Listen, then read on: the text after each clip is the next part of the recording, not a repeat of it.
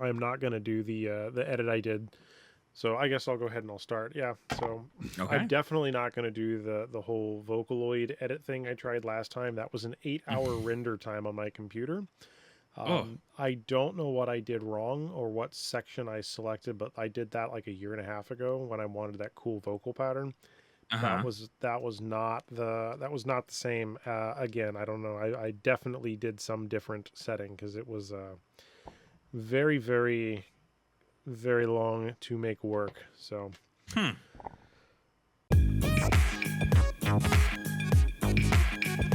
but it got out. That was the key, and it was within That's the right. time frame it came out this week. So we are here on episode number 26 of the Geek Speak. So Alex, thank you for joining.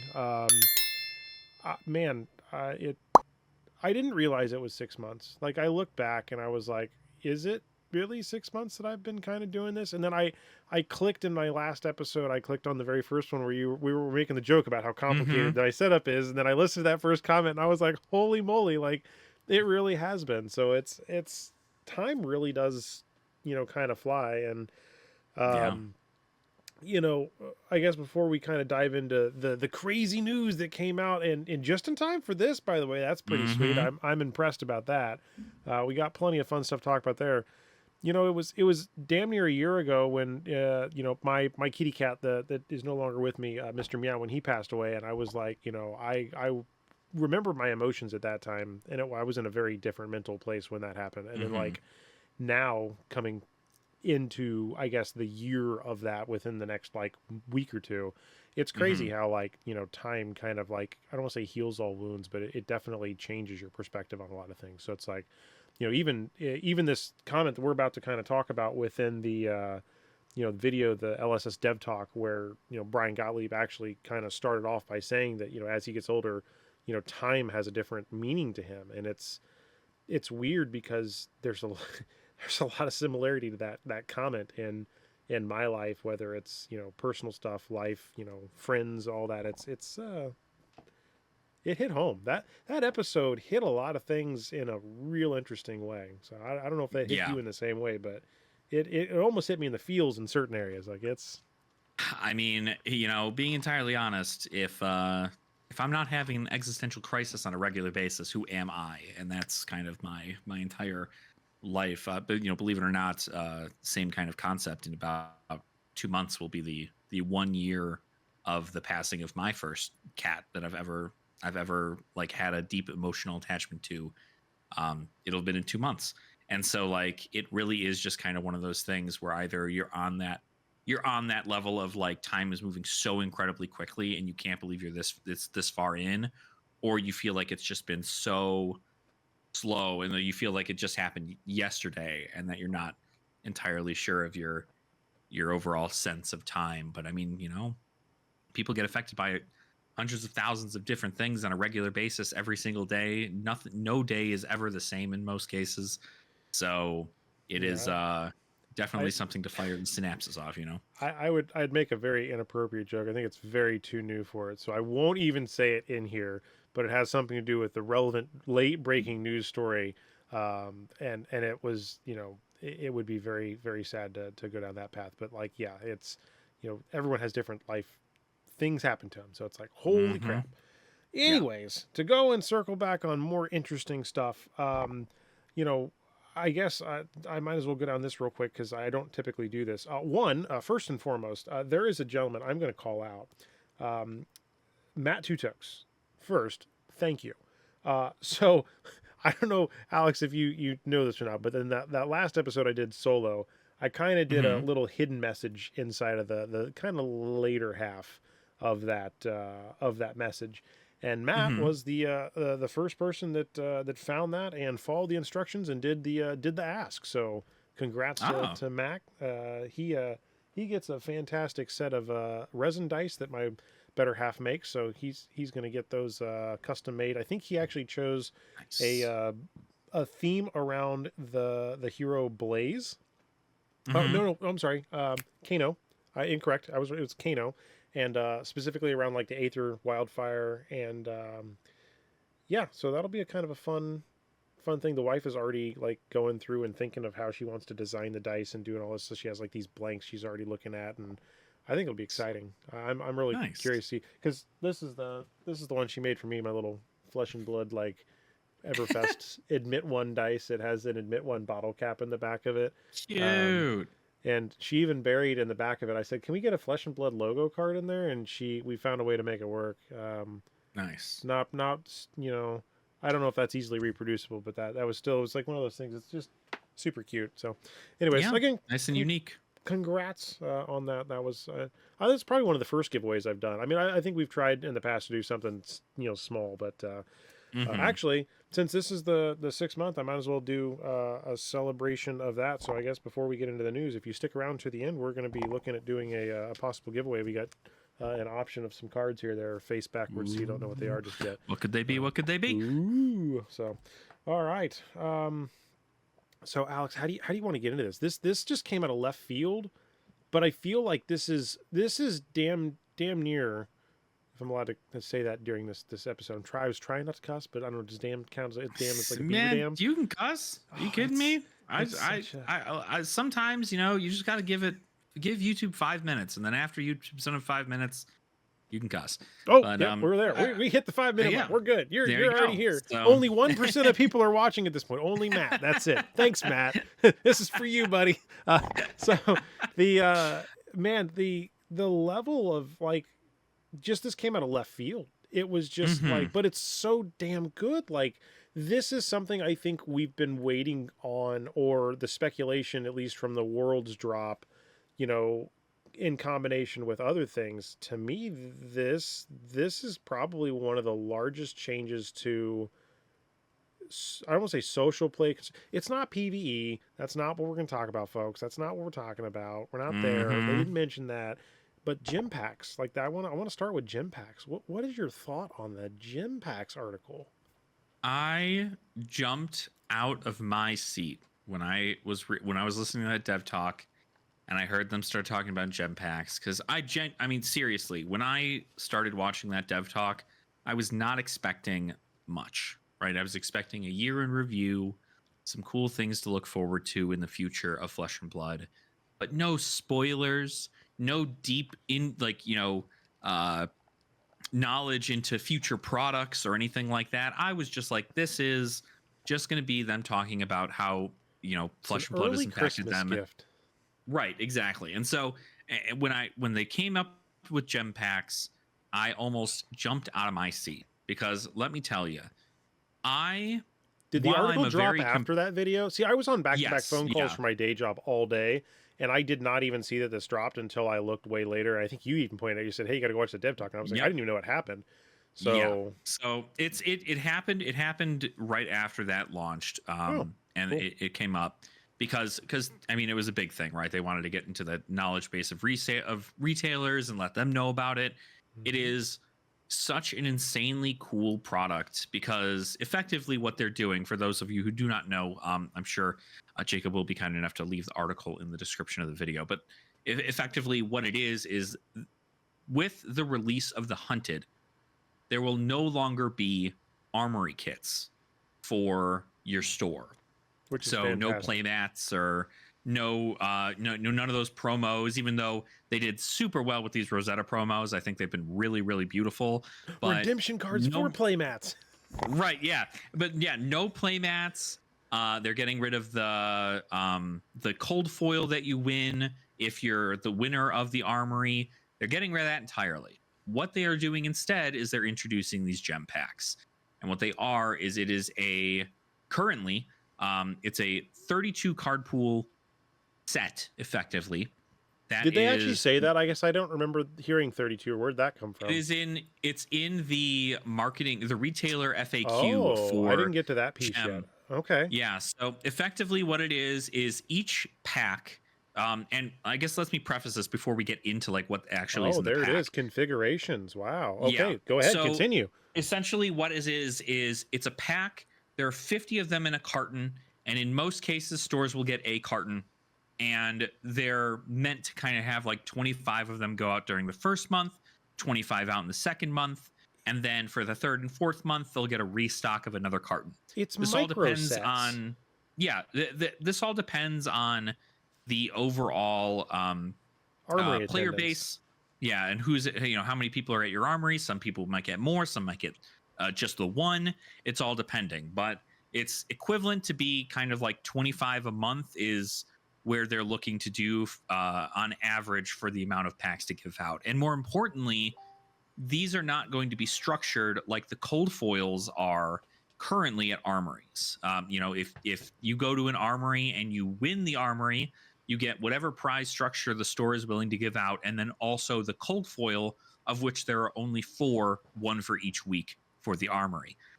But in this situation, which made those they pretty have made expensive these, too, by the way. Yes, yeah, and I mean, I gotta say, not terribly expensive. It depended on the card, but If they it weren't was meta terribly. It was like relevant, 20. It was like $20 for a cold foil of that nature. That's still pretty good. I mean, that's a pretty nice price. Right, you come in for $5. You get in, you play, you win 3 to 4 rounds, you leave with the $20 card, or you can consider it a trophy, right? But instead, what they're doing here is they're allowing for these gem packs to exist in this as effectively this armory kit. And while they're allowing for stores to utilize these in whatever way they want, it is recommended to most stores to just give one of these as a participation prize to the players. So it's kind of just like you would give the promos that would come with that armory kit. Everybody just gets one for their attendance, and it's at random, whatever color whatever color strip they end up getting. But in this situation, you're getting a gem pack. And a gem pack, part of its configuration, you get 3 cards per pack, a regular print of a card, a premium foil print of a card, which can be rainbow foil, cold foil, or a Marvel, and then an art card. That was what I was drawn to the art card thing too. Yeah. Yeah. So it's going to be very, very nice. There's, again, 50 packs per carton, and it's a 32 card set for Gem Pack 1 specifically. Now, something else that they're also doing with these packs is that they're theming them around the current set that is within the game. So when Gem Pack 1 releases late January, early February, it'll be based around the Hunted, the next set to come out for Flesh and Blood. Yep. And these cards that are within the Gem Pack, you would think like, oh, it's just going to be reprints of cards that are in the Hunted. That's where you're wrong. It's not just that. There are other reprints of other cards from classes in previous sets. He called them legacy cards is what specifically he called those. Yes, exactly. And it's really cool to see because you see, this is an avenue for LSS to print things like Codex of Frailty again. I'm calling Sink Below. Like you can do Sink Below even, right? And more importantly, this is an avenue because there's that chase, there's a premium foil within there. We know that the legality of the reprint policy for the cards. I was just about to talk about that. They have to have a different art.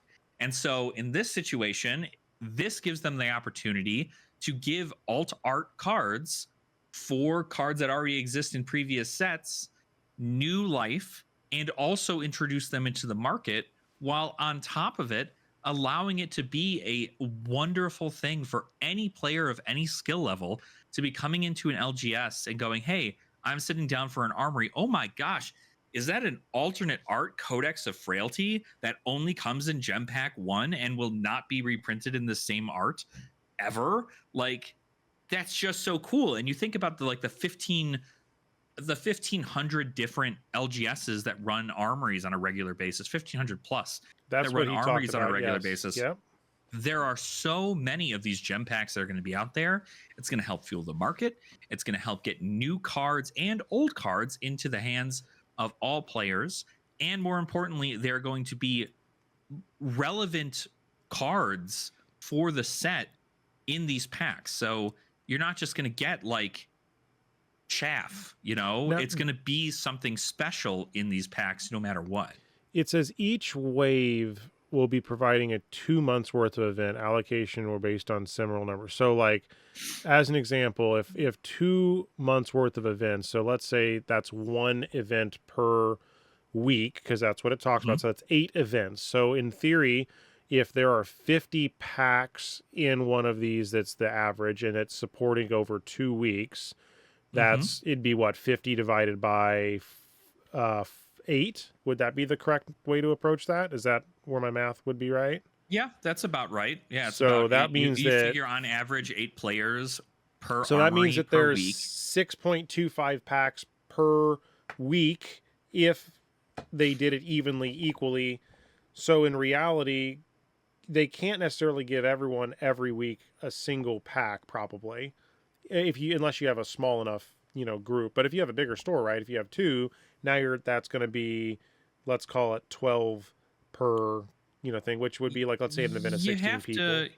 Yeah, you have to figure that effectively what it comes down to is the best math for this is that if your local armory has an attendance of on average 6 people, that box will last you 2 months.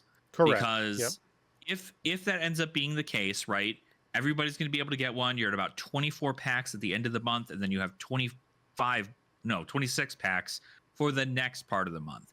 Now, of course, this all depends on how the LGS wants to structure it, because they explain this on the Dev Talk as well, that while they want it to be pushed to be it's the participation prize as you get something like this Gen Pack, there are some LGSs that really do care about the competitive spirit of its players, in which they might just not have them as participation prizes, but you might get you might have the ones that would have been sent out split amongst like the top 4.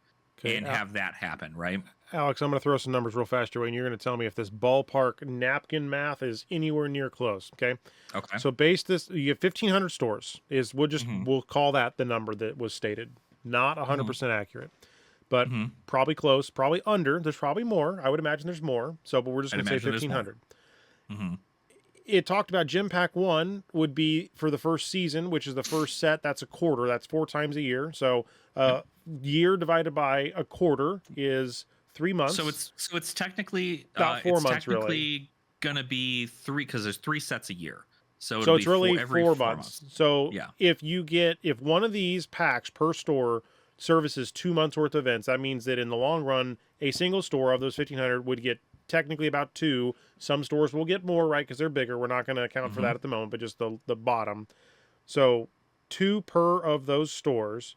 Now, each of those packs, scrolling down, is 3 cards per pack and 50 packs per carton. So if I go 3,000 now times 50, because that's the amount of packs per carton, that's 150,000 packs, give or take, per. If we just napkin math it, does that sound anywhere near? It sounds very high, but when you take, let me see. That's why I wanted to confirm. 1,500 stores times 1 carton, which is 50 packs. That alone 75,000 packs. But if you get 2 packs, that's 150,000 packs. Yeah, so effectively, right, it comes down to where if you imagine, right, in a perfect world where the math is great and nothing has changed, every store is going to get 2 cartons. They're going to get 2 cartons of a Gem Pack series every 4 months, right, in that 4-month span for the set. So that means that each store could very well see 100 packs of a Gem Pack series, right? Which is 300 cards, right? Because 100 packs times 3 cards a piece. Nope, that's wrong. So hold on. That's what I was just about to find out. So if you just consider the packs themselves, right? The packs themselves, if you consider each store is going to see 100 packs throughout 4 months, right? Let's just cut it at the series, right? Yeah. And there's 1,500 stores that are going to get at minimum that, right? If that's the case, there will be 150,000 packs of Gem Series 1. Yep. At minimum in most cases. And then if you multiply that by 3, right, then you can consider that cards. Right. But now, you're really going to want to do it by pack, because I'm imagining the marvels aren't going to be printed as much as the cold foils. And so yeah, because if you divide that by 32, which is the cards in the set, that would be on average, if it was equal, which we know it's not, right? There's not going to be 14,000 of the marvels, but that would be 14,062.5 of each card. So it probably is going to be heavily weighted toward the non-foils because it does look like you get one regular print card, one Hmm. premium print card, which is between the cold foils, the rainbow foils, or the marvels, which is, again, if you look, it's 23 and 23. But Yep. because you get one art card, you're really actually only getting two playable cards. So the part of this that we kind of messed, or at least I messed the math up on, is that 150K of packs is really only multiplied by two, so you get 300,000 cards total in this first set.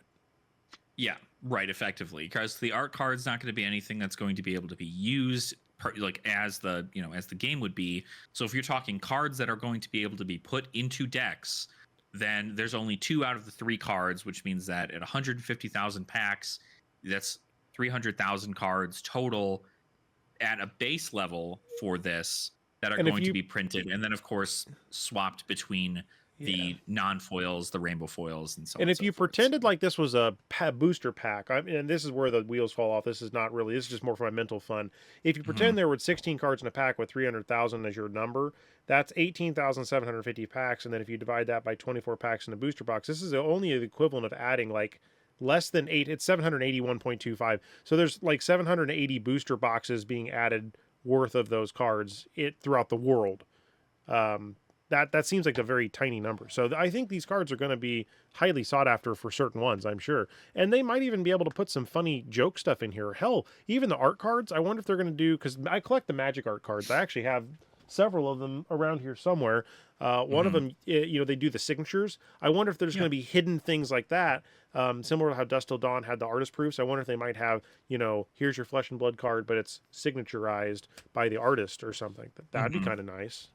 Yeah, I think that sky's the limit when it comes to stuff like this. And I think really the most important part is that while these cards, especially the rainbow foil, cold foil, and the marvels, because what we imagine is that, and this is something that had, I'm pretty sure they talked about it in the dev talk, is that those rainbow foils aren't just going to be rainbow foils, right? They're going to be those micro text box rainbow foils, which means it's going to be much like the promos we're currently getting in our armory kits at this very moment. So Extended effectively, arts, micro text boxes, marvels, every pack is exciting was the note I wrote down. right. So, and effectively, that's the case, right? You're going to get one regular print card, which could be a reprint of like whatever, right? I don't know that they're going to reprint commons or rares. I feel like they're gonna at some point, but if they are, it's going to be probably alt art stuff that's not found in the main set. And then you also take a look at the rainbow foils, cold foils, and marvels. Those are probably going to be versions of cards that either have a new artwork or they're going to have that micro text box or an extended art version of themselves. And the Marvel, God knows what the Marvel is. Like the Marvel could be anything, but if it's directly related to the set that was released along with this, it very well could be a card that is really relevant to a certain class. It could be a new hero that has not gotten a Marvel treatment in the past, getting a Marvel treatment now, and this is a way they're able to push that through. And so there's a lot of value in it. And even if we just cut out the fact that there's a collector aspect of this, because obviously there is, right? The collector aspect of this is going to be nowhere near as high as far as the overall market value, because if we again look at minimum we have 150,000 packs, and then we divide that by 50, that's how many boxes? That's It wasn't that many actually. Well, it wouldn't be right. divided by 50. Oh, you're saying how many boxes would exist? Yeah, like how many cartons would exist of that? I can't do the math right now off the top of Well, my if head. if we're saying 1,500 stores and you get two cartons apiece, it's only 3,000 cartons would be Right, that number. which means 3,000 boxes would be printed of this product if you're looking Sure. for like the sealed concept of it. I But at don't. the Yeah, end I of the don't know if day, anybody would ever be able to get 50 in a sealed because that would really go anti the whole store component, right? You'd be able to get correct. 50 loose, but if I ever saw one of these that had a 50 pack sealed and somebody was selling it, I'd have some pretty serious concerns for the hope I of would where. probably go about I would go about reporting them. If that is Yes, something that I would also like to see. If anybody out there ends up seeing these packs being sold from an LGS perspective outside of I agree the with realm that. in which they're able to sell them later, then I would say that's definitely something, because there's still that promo aspect to it in which they can't sell armory kit stuff until like a year later or 3 months later or something like that. So it's really important that that sticks. But I think overall, what this just does is, outside of a collector perspective, because there's only 32 cards in a set, it's easily collectible in most cases if you can find the cards online, and most These are people great will. little binder sets. But McDonald's or Absolutely. Pokemon did this stuff with like McDonald's packs at one point, where Hmm. you would have like a little micro, or like even the Pokemon Halloween packs. Yeah. Those kind of micro sets are fantastic, because this is something that I would have rather had this for every armory I went to. And I've said this multiple times. I'm not the best player. I go to the armory to try to have fun, to support where I can, but I know I'm going to lose. So in my scenario, if they were to reward the player aspect of, you got to get good, right? That's what they always told me. Hmm. Not literally, but for the most part, that was essentially the you got to do good to get it. Well, if they Right. only gave it away to the top prize, then I never got anything. So there was many armories I went to, I always lost, and it's not because it's not a sob story. I'm not trying. Don't take this like I'm trying to be mad that I'm not good, but I like the whole community aspect. Even James calls that out. Let the store decide. And Hmm. there's a community here where when we play on Sundays, they typically play like a UPF or a casual game. And when it comes to the armory promos, they basically just say, do you need one? Do you have one? If not, they'll randomly roll. They'll randomly give away the mat, that kind of Hmm. stuff. So it's much more fun for me, because I feel like that's a better way for me to actually look at obtaining some of these cards. So these booster packs, where it's now you don't have to worry about, oh, you want the $20 foil? Well, because that's worth $20, do you really want only this $2 rainbow foil? Or because we know it's unplayable because they banned the card, right? It's like, do you want to eat this, blue? What's the card? I don't even. It's out Share of your my mind now. blessings. Change. Yeah, the blessing card. Count your blessings. Blue count. Do you want to eat that one, or do you want to do something else? And it's just like whatever. So you don't have to worry about that now. You just hand them a sealed pack, and then it's the mystery, right? Yeah, and I think that's really the best It'll part be the about same it, is the thickness as fact one of that, these. It's just a single, right. like 3 card in the pack, and that's it. And So it's really important, I think, just to have them available, because it's, again, you want to be able to provide a nice level where, like, sure, you could make a competitive day in which you have a bunch of people who are prepping for like a pro tour or a sure. pro quest or something, and do that and have it be like, cool, we're adding 3 additional gem packs to the prize pool today for first place, but everybody's going to still get one for entering. And I feel like you're still getting this, like, oddly enough, you're still getting the same amount of things. You're just getting them in a pack, and you get like a couple more things. Because if you really And want to there think won't be about any it, feel bads either. Like, I mean, yeah, right? even if somebody gets the Marvel at the same table you're at, right? It's just like if you got a booster pack or handed a pre-release pack and they get something better Mm-hmm. than you. It's like, cool, congrats. Look at what you got. Right. You hit the legendary Marvel Fable, double-sided flippy card that's worth $1 billion, but I got a crack bobble. I'm more happy I got a crack bobble. Like, I want the crack bobble. I'm not mad. Like, it's Exactly. And I think there's a lot of, again, because when you think about it, you're already, let's say you go to your armory now, and at most you're getting a promo out of it, right? A rainbow foil promo. You're guaranteed to leave that place with a rainbow foil promo. In this situation, you are still guaranteed to at least leave with a rainbow foil promo, but now you're also getting a regular print version of a card and an art card on top of it. And your chances for getting something really special are now the same as everybody else, and it's not strictly based around skill level. And even though, I guess, once again, most of the cards that you could win in cold foil for these armories, you can buy online through TCG Player for like $15-$20. So in theory, if it's a card you want and you don't feel like your skill level trade in for Flesh it. and Blood is ever going to be higher, you can trade for it.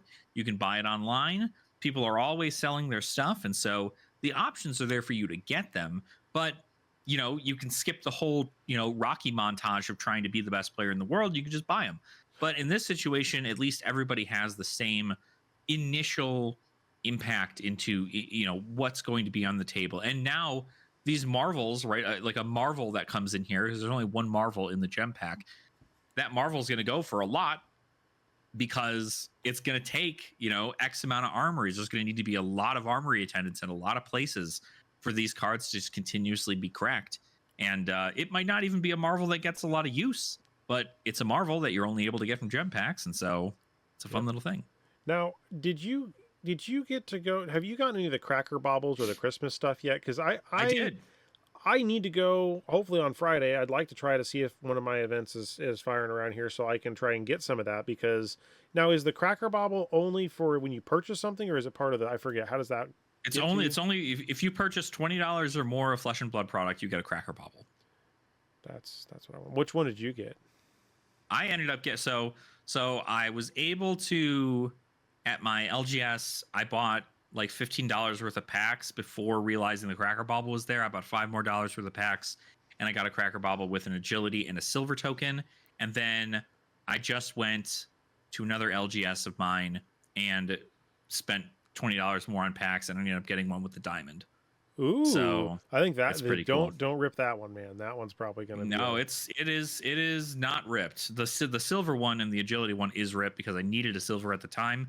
Completely forgot to bring one in my new deck. So, I need to look at the Discord and see what those people are selling them for, because I need to go track me down. That's gonna be one of the harder sets for me to get. So I might have to, start bugging people to start picking those up. I probably wouldn't worry too much about it, but because if you really want to consider it, right? If you thought of it like how you did with the Blaze promo, right, where you had to buy X amount of dollars of stuff to get the promo, yep, people would probably consider this promo to be $20. Yeah. Now, I don't know about you, I am not spending $20 on a Cracker Bauble. I'm getting $20 worth of stuff, and then also on top of it getting a Cracker Bauble. But I'm not going to buy a $20 Cracker Bauble of a different variety each time just so I could have different ones. I know your affiliation with Crack Bauble is way more in depth than mine is. So like that might be something up your alley, but for a perforated card that is meant to be ripped and just kind of like used for things. Yeah, I feel like getting them graded is going to be a giant nightmare. Yeah, I don't know how they grade, but they're cool. I think it's a fun little thing, and I ended up actually winning on my birthday on the 2nd. I won my armory, and I took home the Spirit of Christmas too. So yeah, I was gonna say also nice. Congrats on I think I said that on your post online, but I'll say it here again. So happy belated birthday now that it's actually past your birthday. So thank you. I appreciate it. Yeah, it was a good time. I didn't expect. I'm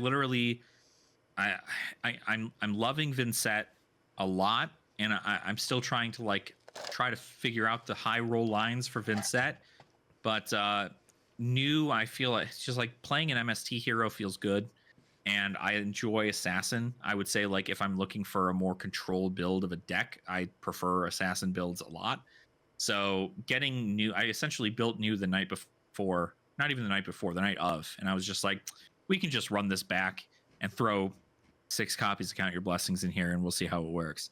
And ended up taking it down. So nice. I was really, really happy about that. And then I got the Spirit of Christmas, and that was really nice. So now I effectively don't need to win an armory anymore because I got what I want. So yeah, you literally hit the jackpot on that. I mean, that's in the future, those are the cards I will be looking for. So sweet. Yeah. Looking at some other kind of older but more interesting news is obviously with the combination of those gem packs, they redid the login for Flesh and Blood's dashboard for that. I finally logged in and I took a look at it. It does look pretty. I looked at my ranking, and I am apparently rated 6 XP over the last 90 days. So I am 6,000 something in the United States and 16,950 in the global rank. So I'm doing not that great. My lifetime XP is, I'm a good marker for I'll call it a super casual, right?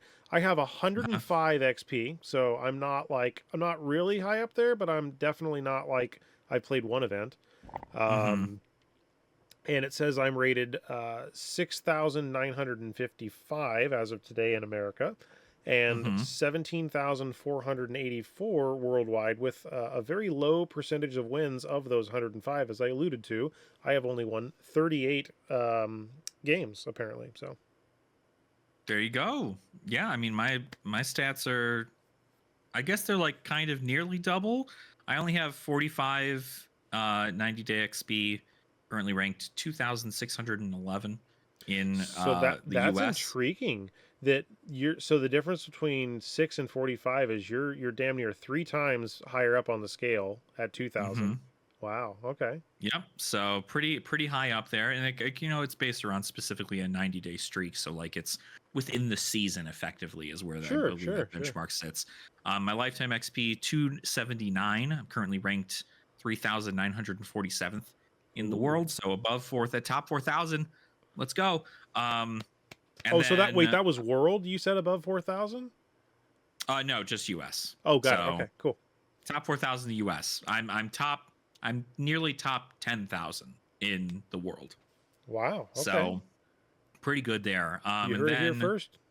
Got a pro yeah, player in the it's making. pro player. I'm telling you, when those numbers start getting to 3 digits long, that's when I'll start signing, signing stuff for people. But it's probably not happening for a while. Do But you at least get I do. I any have 58 experience for beds, so doing it's the good. play anywhere formats? I don't think you do. Do you? No, you don't get XP for a play anywhere event. But yeah, that's been good. I have no PTIs. I'm technically top 1,700 in the United States for ELO, but that's because I just kind of stuck my ELO rating at a point where it's not going to change. But we'll see when ProQuest comes around. I'd like to try out more of that stuff there too. So Nice. but I like the upgrades they did. It's a it's a It looks sleek looking thing. it looks very modern, maybe by the Mm-hmm. right word, very aesthetically pleasing. So, Yeah. well, going kind of back into the, I guess, news chain of the stuff, I kind of had this like written list.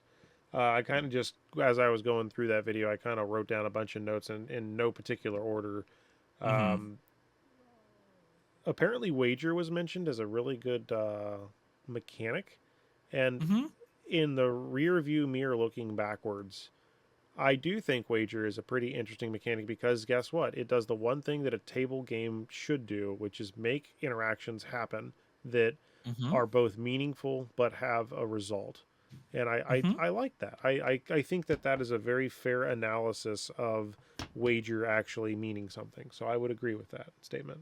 Yeah. What's your thoughts on it? Wager was really, really good. I like the keyword. I still think that Betsy is a great guardian and is really, really cool. And it does exactly that, right? I mean, in most cases, if your opponent does something, you need to the goal overall of the game is to have agency to say, can I do something about it or can I not? And that's a hidden line of text in most cards that you come across. But in regards to Wager specifically says, if this hits you, I'm getting these things. If it doesn't, you get these things. And so it really is like a mind game in and of itself to be like, well, if I have the opportunity to block really well into this Wager, then I get a ton of value on my turn to be able to utilize against my opponent. If I choose to let them have it, am I going to present enough damage on my turn and still, are the things that they're going to gain going to be worth it at all?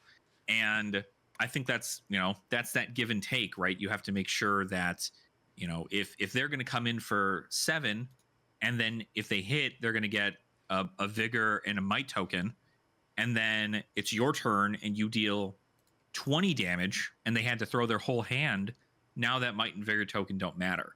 And so there's always that, there's an advanced forethought thinking when it comes to flesh and blood in general. But I believe Wager is quite literally just hey, you might want to block this because I'll get value if you don't. But I think if you're a more in-depth player, you're also able to still analyze whether or not that value is good enough for them. And it could be, right? It could still be like an insane turn for them. And you would never know until it's too late. And I think that's really just like the risk and reward of Flesh and Blood. Sure, sure. Well, man, somebody really did a number on that. I look back and somebody bought 118 of these Christmas crack bobble cold foils back in March. at Oh, 218. I'm glad I already had what I had because I was going to go buy a bunch myself when I went and looked. But yeah, I was looking at these charts on TCG Player get a little bit interesting now. They started providing a bunch of data that used to not did you see the be. volatility thing they have on there now? Yeah, I Like, don't. what's that all It's about? That's insane. intermediate volatility. I mean, I was looking at. Okay, so I'm gonna before we go further here, I'm gonna pause. Did you like look at all the like kind of sell through or like what the most popular items were for like Black Friday, or did you kind of try to analyze any of that? Because I I did not. I attempted to try to figure out what the best selling flesh and blood product was of the holiday and the season, and there really wasn't very solidified data. Like, I mean, things were selling. I saw sealed sell, I saw singles sell. You know, there were best sellers that kind of crept up Hmm. there, but there was not like I didn't see a single one that was like, oh, this card got entirely bought out. Like, I don't, none of that crap happened, which is actually I think a really great sign. Hmm. Um, but a lot of cards did creep up in value. I'll say that. Yeah, absolutely. I mean, like, the closer we get to the hunted, the more cards are going to end up going up in value. I think recently, I think I heard rumors that Enlightened Strike was attempting to be bought out by people. I don't know whether or not Why? that's accurate. It also, when I saw that news, I saw that it was the WTR unlimited rainbow foil was going for like 75, but the HP1 was still going for only $40. Hmm. So it's really has not moved much in the grand scheme of things. But every now and again there's a target and somebody just tries to take it. But for Black Friday, I didn't. I mean, there were deals, but the deals were like overall. It was like 10% Sure. cash back whenever you buy things, or like a $20 credit for every $100 you spend at whatever LGS or whatever online shop you wanted to go to. And so that was the main deal there. But as far as like these Enlightened Strike is singles are going to be cheaper $75 for the cheapest version now, non foil for from WTR. History Pack 1. Oh, from WTR. Okay. WTR. And 3 months ago, it was $28. So, folks, don't go buying it right now. I think Yeah. somebody's playing with the market. Especially when we could see reprints of cards in these gem packs. So I don't. I'm again like I'm one of those people. I felt bad when Dromai LL'd. Tome of Imperial Flame got dropped down to $15, and I didn't buy it. And then they announced the Hunted, and now it's back up to $50 a copy. So that's on me for not doing that. But I also didn't really care so much for it because Tome of Imperial Flame is on LSS's radar as a card to ban in the future. So we'll see if that even stays in this format. But I yeah, mean, the yeah, no, I think. rainbow foil is $160 at this point for and that's the unlimited version for E Strike. Mhm. Which I guess from a set collection standpoint, I am happy that I already have all these cards, one ofs, not for my play sets, but I have them for my master set.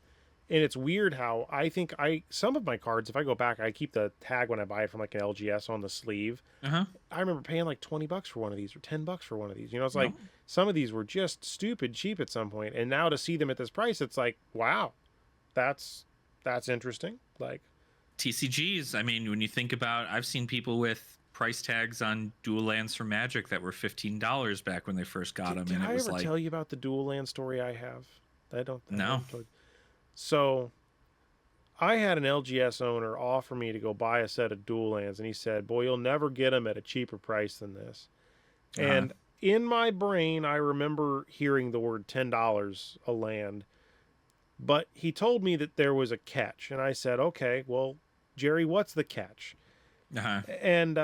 And Jerry says, "Well, you're not going to believe it, but the kid put it through in his pants, and then they went through the dryer and the washer, and they were in sleeves, so they're still playable, but you can't pull them out of the sleeves because they'll disintegrate." And I said, "So like they're crinkled or like bad?" "No, they're like confetti in a sleeve, but still in the exact order because they're pressed in a binder now." And I said, Oh, "I gotta see this."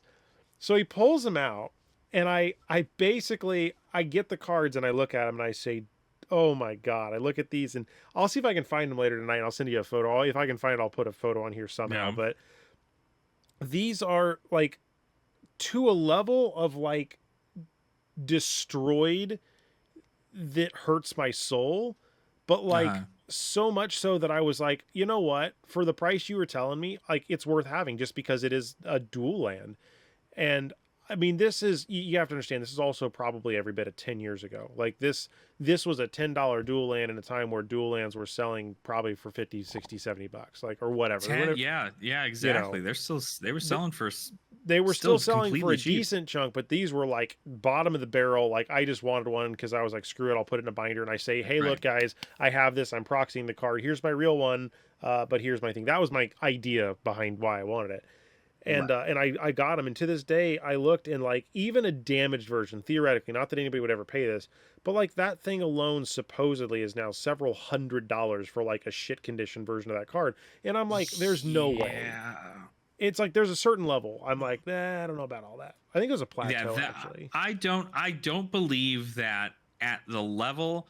It'd be one thing if it was like, yeah, there's like a cut in it, or like, like somebody took like scissors and like cut the bottom of it, like just like a like it like just clip it, not to like actually remove a part of the card, or like that there's a bunch of scratches all over the back of it or the front of it or whatever it need be. But the fact that the card quite literally cannot be removed from the sleeve, otherwise it will just like break apart and fail, that is like that you can't even sell it. Like Oh you yeah. can't even sell that. It will That's never leave my collection of, oh, that's hilarious. I kind of put it in with my misprints. I was like, this is bad. the Um nastiest plateau you'll ever see in your life. yeah, yeah, yeah. Wild. Wild. I agree. Where were we? We were talking about that. Man, We they can talk go. about the spoilers that they hit with in the Death Yeah, Dot. yeah. I was gonna say on this list as I go down here, they mentioned Part the Mistvale was their best set ever. I wanted to Uh-huh. ask your thoughts on that before we went into kind of spoiler stuff. So, what did you think when they said Um that kind of remark? well, I mean, I think from a standpoint of a set, I think Part the Mistveil's Limited is really fun. Okay. I think the heroes out of Part the Mistveil are really good. I believe it gave a lot of nice theme to a set entirely. Heavy hitters also had a fantastic theme. I know a lot of people really enjoy Heavy Hitters Limited because it's very like quote unquote balanced, and there's 6 heroes to choose from as opposed to just 3, so you have a lot more to work with. Um, and I think that overall the set was great. I still think it's great. I think it's a great pickup if you're looking to buy sealed product. I think it's a great thing if you're trying to like jam a draft or a sealed with your friends. Like, I think Part the Mistveil is a really, really great set. And I do agree that I think out of the 3 sets to release this year, Heavy Hitters, Part the Mistveil, and Rosetta, I believe that it is the best set they released this year. Interesting. Okay. And it's only because it afforded, obviously its power level is huge, and I think that obviously they know that, we know that the power level of these heroes is just insane. But what it did overall was continue to grow the community. It was the first ever set released in the Japanese language. It brought a whole lot of hype to the Japanese community for Flesh and Blood, Mm-hmm. and it provided a ton of outlet for new cards to hit the market, for new ways to play certain heroes. It added an entirely new talent to the game, where both other sets did not add anything new outside of, the return of elemental rune blades and wizards, but only specifically with one element. So it added a lot of new value, right? I feel like people are going to feel like the same way when Necromancer drops, or when Sure. like Cleric drops. It's going to be like the set in which whoa, it's crazy. But yeah, I think it's a great set. I think it's really, really good, regardless of its power level. Obviously, its initial power level was not tested well enough, and it wasn't until it was like too late in most formats did they go, ooh, maybe we should have banned a couple cards early on. But even still, I think that where they are right now, where the heroes are right now, they're in a good spot. They're not unbeatable, but they are still very, very good into most heroes in the meta currently. Now, obviously, the 100 could change that. The set 16 could change that. Oh yeah. We could see new and Zen and Enigma all LL before the set 16 even drops, and we could be in a completely different meta on top of it. So I think it was great. I think I don't want to say I disagree with them, but if I had to pick a set, I think heavy hitters. That is my. Uh, Now, do you like heavy hitters because they implemented UPF into draft? I think I'm more biased to it because I like the gladiatorial combat element of the thematicness, including the UPF tie-in. I think that is why I picked it as my best Mm-hmm. set. Um, but it also, I believe, scratched the itch for it has dual class cards. It has some pretty interesting mechanics. Again, wager, as mentioned earlier, it has those kind of things. Don't get me Mm-hmm. wrong. I think the inner chi thing, and I think the flipping it around and making using that big payoff on the ability, those are pretty interesting, but they're also not in classes I typically played much about. Like, again, being a Mm-hmm. mechanologist main, at least with heavy hitters, there was Warrior Brute and, Guardian, and I can kind of shuffle between those, and they were all, Unga Boonga, I can just kind of swing and still functionally do something. I tried to play Right. Illusionist, and honestly, I felt like I was just, scratching my nails on a chalkboard because I was doing something so wrong that I basically lost within the first couple turns. Now, I will admit I was probably a lot more frustrated than I should have been, but at the same token, I was frustrated because I was not a good enough player to understand why I was losing. And then I had somebody explain me some stuff. And even when I tried to change my way of playing, because of the power curve of that deck and the complexity to drive that deck, it was just not as fun as me picking up and jamming out a game at the pre-release at this or a WTR, or a Right. class that I better understand. Like, you hand me a Vincent deck as an example, or Runeblade deck, Mm-hmm. Chain. I'm not going to do very well. I'm not going to pilot that really good. You hand me Briar, I'm not going to pilot it very well. You hand me, Kano. I'll be able to do some stuff, but I'm not going to have the big brain mental stack preparedness for that, especially with the whole not being able to write things down and stuff like that. Right? Like, there are certain heroes that I now know that those are not going to be my cup of tea, and that's perfectly fine. Um, but from a zooming out and looking at it from a set perspective, I think that the fact that they brought in Japan, kind of as James White said, that plays into a lot of that. But it also is Rosetta. Rosetta also was in that same 5 year mark, right? That counts as a set this year, and Yeah. Rosetta has a lot of cool stuff as well. So I think this year, if you were to look at this from like the best of Flesh and Blood, and even from 1.0 to 2.0, I would almost argue that this year was their best year ever, period. Like, I agree. all these sets were damn near equal footing. Yeah. So I made the joke it was a FAP after hours, kind of event. And I don't know, I can't talk about anything anybody else says. I'm not going to. But one of the things I said was, I'm curious what'll happen. They've done so good with these releases. What may be happening when, as an example, they release the next set, like the Hunted, right? Is it going to Mm-hmm. continue the hype train? Is the hype going to continue to be the same? Is it going to go upwards? Is it going to stay the same? Is it going to go down? Like, I don't want them to have a miss. Like, that's not the goal, or not why I'm saying that, right? But at a Right. certain point, we're going to have cool, cool, cool. Like, everyone's hype is up there, right? All these sets are fantastic for their own regard. Mm-hmm. I just don't know what it'll be like, in 2, 3 sets. All right, can the hype continue to keep up? Hopefully it will.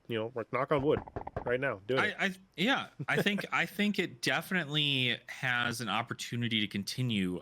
At some point, you're just gonna get to a set that is not gonna vibe with everyone, I mean, Bright Lights and was that set for everybody, except I love Bright Lights because I like Mechanologist.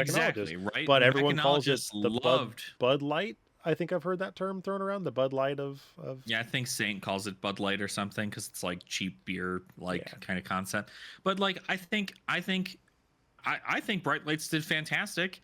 Outside of like for like obviously the But limited situation not as good because if you forced Teklevosen, you won. That was like you're a pretty good spot if you forced Teklevosen. Now it's not to say that other heroes couldn't win, but forcing Teklevosen was kind of the way in which you won that game as far as a limited went. But something else they did is they introduced crack shuffle play, Yep, which is a that was where I was going fantastic to go. way And they're bringing to it back get with the other next people into the Guardian later game. this Yep. year. And they're Mastery Pack Guardian is going to have that exact same thing. And so that's it innovated, right? Every single set they come out with, they try something new. Every single one of them. It's all, heavy hitters came, bright lights came out, crack shuffle play, all one class set. Craziest thing, right? No other classes available, only mechanologists, just 3 different flavors of it. Heavy Beautiful. hitters comes out. Now you can play sealed the way you'd normally play sealed, except they also, I believe they did this for heavy hitters, and obviously correct me if I'm wrong, I believe they did this for heavy hitters and also part the Mistveil. Then moving forward, as they did the 8-pack sealed for that instead That of I think that was the change, yeah. So you would kind of make it from a pool, and I think that was a fantastic change, right? Because you got a little bit more options, which mellowed out the inability of somebody being hyper good to be able to have a little bit more flexibility. So and now they introduced UPF in the draft, which I think was really cool. That entire concept of the deathmatch arena, while a lot of people believe it wasn't really like advertised as well, the fact that it happened and it was something that was existing within that format was really, really awesome. That was a big deal to change things up and just make it a little bit different, and also keep the theme of the set itself. Part the Mistveil came out, and Part the Mistveil, all 3 heroes have a pretty solid shot in limited, and they all play differently. They made blues like some of the most powerful cards in the game, which is just insane. The art was great. The direction the set went for its world premiere. All 3 of these are great. Yeah. Yeah, and that's why I say really it's so good. hard to pick. And I was surprised to hear them be so definitive with their assertion, right? The assertion of those were the best set. And then I think specifically they'd mentioned that they feel Aurora is probably the best hero they've ever made. So that was intriguing. And again, Aurora coming from Rosetta, right? So I feel like they have very high energy levels in regards to these. And really, if they're that excited, I'm curious how the Hunted will come out. I did want to talk about one specific item, and Brian Gottlieb was pretty adamant. So I try to pick apart those dev talks, because sometimes when he says things, there's like a hidden kind of like, the Oops All Arachne was a kind of a hide towards something. He had mentioned in his conversation, he had this like whole thing about Oni masks murdering each other on the Arachne beach, catching fire, forcing Arachne in the summer, and then ending up in prison. Like, do you think there's any hidden meaning in any of that, or was that just him being funny? You don't think it was just him being funny? Well, it's because it's entirely right, like hot Arachne summer. It's just like that's just like slang for like a fun little thing. Like, he wants everybody to be enjoying Arachne during the summer, when the after the set's released and we're getting into the spring. Obviously, summer itself is not until when set 16 releases. So like, that's a very interesting thing to bring up if you're really trying to pick apart everything here. But that's also different because it's winter here, but the seasons are different in different parts of the world. That is true. So that exactly could be what he's referencing. And so I think in most cases, really what it was is just like, hey, he's a real big fan of Arachne. He wants everybody to be a big fan of Arachne, and so that's why he's excited for the set. That's why I'm excited for the set. I think it's gonna be really cool. And I think it's gonna be, I guess it just depends on how they do it, right? I think a lot of what makes a set good is its initial limited, what's the word? Response from the public, and then what cards within the set make or break the classic constructed meta. Those are the 2 things that are important when a set releases, because pro players need to be able to find out what they're playing during a pro tour, and then they need to find out how good the draft portion is of the Pro Tour or of the Nationals or of the World Championship in order to do that exact same thing too. So there's a lot that goes into a set to make it whether or not it's good or bad. And I know that LSS puts a lot of focus into its limited environment first, and then kind of, they wait to see if some of this stuff like the legendaries and things like that end up shaking up the meta a little bit, if the or even like if the new heroes end up doing something different. So Rudy just sent out a message. Rutrow. What? Yeah, I don't know it says that there might be a supply issue with his Rudy promo kits. I got to read a little bit more on what that might mean. I don't know. There may not be as much hunted he has to go around. So, ruh-roh. I don't know. I mean, I haven't bought from him in ever. So. Revenge of the Gym Keeper, exclusive Patreon in 2025. I asked a very specific question about that because I've been wanting more Gym Keeper stuff.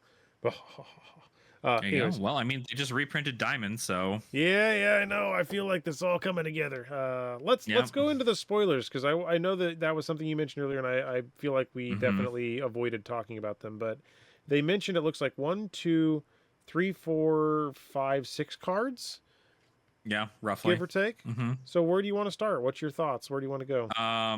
Always super hyped about the concept of a Vincent special or new Vincent card. Okay. Something that I personally, as somebody who plays Vincent and CC currently, I really enjoy her play style. I really think that she has such an incredibly in-depth way to play. Like you have to be, it's like 4D chess. You have to really like your lows can be low because obviously you can get Runeblade hands, and you also have Blood Debt. But when your highs are high and they're high, you come in for a lot of damage, and it's very, very explosive. It's disruptive. It's everything you want in a premier like mid-range aggro deck almost. So knowing that Vincent's going to get more cards, right? Very excited, right? Very excited to see what could be of that, because the last Vincent special edition, the last Vincent card we got was a 1-cost Runegate card, which helped tremendously. And it's not something I believe she needs is more 1-cost Runegate cards, but I certainly believe that if that is what we're getting, even if it's another 2-gate cost or a 3-gate, that's going to be cool as hell to see, and I'm always curious to see it. But I'm really, really excited for the Vincent stuff because I like playing. Can you ever have really, 4 really gates, and would that make Vincent a 4x4 hero, like an off-road hero? You can 4-gate, yeah. Widespread Annihilation is a 4-gate card, so my joke didn't land. That was like my dad joke of this episode. Yeah. The 4 gates. Katsu is apparently getting an expansion card now. Okay, so one of the things that was really interesting is, did you look at the comment section on that video? There were some interestingly disgruntled people, it looked like, on that video, and somebody was like, they took away a bunch of cards from Ninja and killed the class and all. I mean, there was some weird comments that were thrown throughout that if you go and look at some of them, but I do think that the point of them mentioning some of this is to kind of, because, right, if an error happens, and let's say they have to ban a card because it's bad or affects something, that is that point in time. Well, they've already designed the set that's down here, that's in the works, it's being released, it's being printed in advance. There's this lag time. So a couple of really interesting things I thought of, right, is now there is, there's a whole level of, they can inject these things into the gym packs. They can inject these into the gym, the armory decks. They could inject these into another set. They have given themselves so much more frequency leniency to fix some stuff that is otherwise, problematic.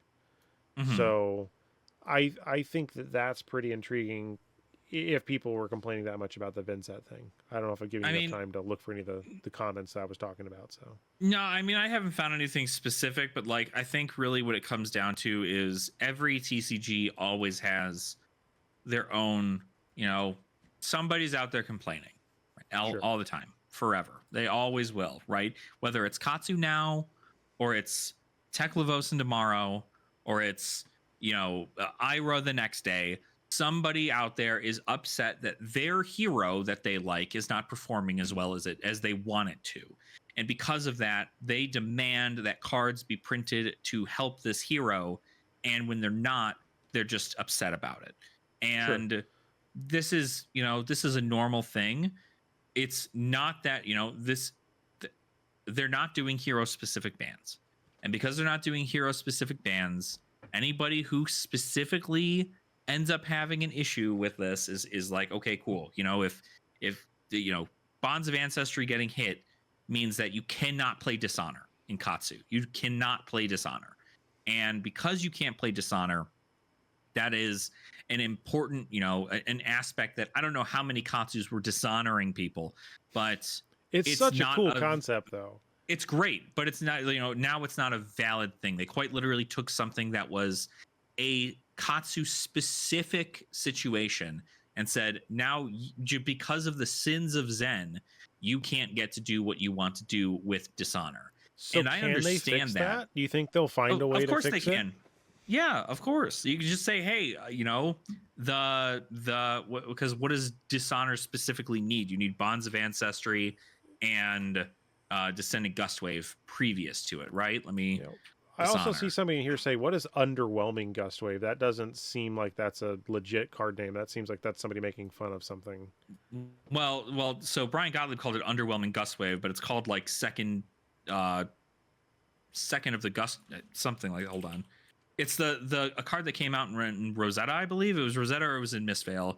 It was in Rosetta. Gustwave of the Second Wind. It quite literally is just a 0 for 4 that blocks 3. That says if Surging Strike was the last attack this combat chain, it gets go again. So that's all it was. So if you played Surging Strike previous to this, it gets to come in for a breakpoint. It blocks for 3, and it costs you nothing. And it's also a Gustwave card. It's a card that says Gustwave. So the only thing, like as far as Dishonor goes, Dishonor needs to have Bonds of Ancestry in order for it to be active, right? You can still play Dishonor because it's a card that still exists. It's still a blue 0 cost card that blocks 3 if you need a card to put into Ninja, but its effects don't matter because its combo effect is if Bonds of Ancestry is the last attack of this combat chain, it gets +2, and then when it hits, if you control Surging Strike, Descendant Gustwave, and Bonds, they lose all abilities for the rest of the game. Now, the only way for them to bring that back is if Bonds comes back, right? And you can't even name that by changing because there was a card in Ninja, if I remember, that you can name a card and change your other card to that name. So can you even name that card?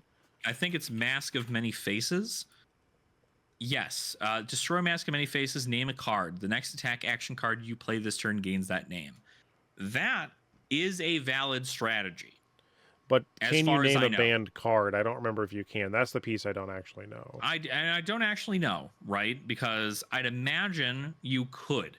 Because the card does not need to be in your deck for you to name it. You could name Herald of Judgment. Crack Bobble. And it's not going to be that, right? You can name Crack Bobble, and it's going to have that name, right? And so they very well could come out with a card that says Bonds of Ancestry Soul or Bonds of Ancestry Body or anything of that sort, right? Where and this card counts as the name. Exactly, right? Well, what if they just made it? I mean, they could make a different card as an example. It could be a named card that would be a Katsu expansion card that is something to do with a different name, but in the game text it says treat this card as if it were in the combo line for Dishonor. This card is also called Bonds of Ancestry when it hits or something, or if it hits, you can give it a name in a situation like that, right? And so there's multiple different ways to go about doing it, but I understand it's always been like this because this was the same deal when Icelander got hit with a bunch of ice bans back in the day, and then Lexi wasn't able to play ice anymore because it just didn't work out the same way. And so, but it's the ebb and flow of the game. It's just like I remember jumping in early on and I was just getting Starvoed to death. Just was the thing. Wasn't fun, but it was a thing. And I understand that Katsu mains are going to be upset about it, but it's also just like Brian Gottlieb said in the dev talk. Every hero at some point is going to have their spotlight, and they're going to do well. I was not happy that High Octane left my dash, but I understand why. I'm just going to play something different. It wasn't the identity of the deck, and I think that's where people were probably going, is they were trying to get Katsu to be the identity to be Dishonor, and maybe, who knows? It may not even be anything like that, but I would imagine that this Katsu card would fix, if I had to place a chip on a board, I would imagine this is going to go to start looking to fix the Dishonor line. I mean, it very well could, right? It could be another specialization that just says, insert more disruption here. right? If you do like the head jab line or the leg tap line or something like that, like it could be several different things. Katsu cares about combo a lot. People want to do combo stuff with Katsu, but they can also do those combo things with Zen. So they have to make sure that if it's going to be something for Katsu specifically, that they should make it a specialization. And if they're making it a specialization, then it will only be for Katsu. And is it going to fix Katsu? Because honestly, I think you could play Katsu just like you play Ira now, and you'd be just fine. It's the same hero. You just get a +1, or you get to go tutor a card. So I mean, Ninja's probably, I would say, my second most favorited class outside of Mechanologist, because it does have a very kind of a cadency kind of a pattern. I can think through those lines. So, I mean, honestly, Katsu is probably one of my top 10, top 5 heroes that I would prefer to play. And I do like the Dishonor. And I had a deck that was being built as that when that happened. So I do feel for those folks, but I also just kind of pivoted and went something different. By TV, you're turning off. I'm not going to get up because it's turning itself off over there. The next one you got is, it said there was 2 Bolden cards, Warcry of Bellana and Warcry of Themis, or Themis? I think it's Themis. But I also think that Warcry of Themis is a Prism card.